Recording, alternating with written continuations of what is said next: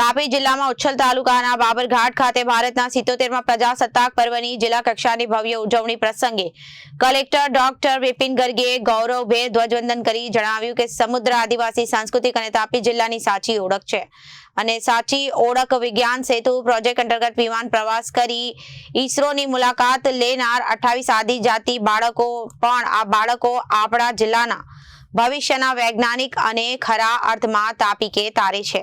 વિકાસના નીતનવાસોને સર કરવા નવનિર્મિત ઉકાઈ તાલુકા સંદર્ભે કલેક્ટરે જણાવ્યું હતું કે સરકારે છેવાડાના માનવી સુધી જનકલ્યાણકારી યોજનાઓનો લાભો અને સુવિધા પહોંચાડવા તેમજ વહીવટી સરળતા માટે સોનગઢમાંથી વિભાજિત થયેલા નવનિર્મિત ઉકાઈ તાલુકાની રચના કરી।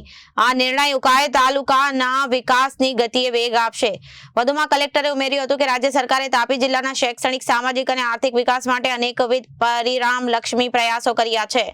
વર્ષ 2025 ની બોર્ડ પરીક્ષામાં ધોરણ 2 સામાન્ય પ્રવાહનું 95.8% અને ધોરણ 10 નું 81.81% પરિણામ તેનું ઉત્તમ ઉદાહરણ છે। તેમણે કહ્યું કે સરકારની પીએમ આવાસ યોજના હેઠળ જિલ્લાના 21,682 લાભાર્થીઓના પાક્કા મકાનનું સપનું સાકાર બન્યા છે અને આયુષ્યમાન ભારત હેઠળ 8,290 દર્દીઓને ₹9 કરોડથી વધુની મફત સારવાર મળી છે। જિલ્લામાં 15,690 ખેડૂતો 7,687 એકરમાં પ્રાકૃતિક ખેતી કરી રહ્યા છે। રિપોર્ટર આશિષ ગાવિત, જન આદેશ ન્યૂઝ 12।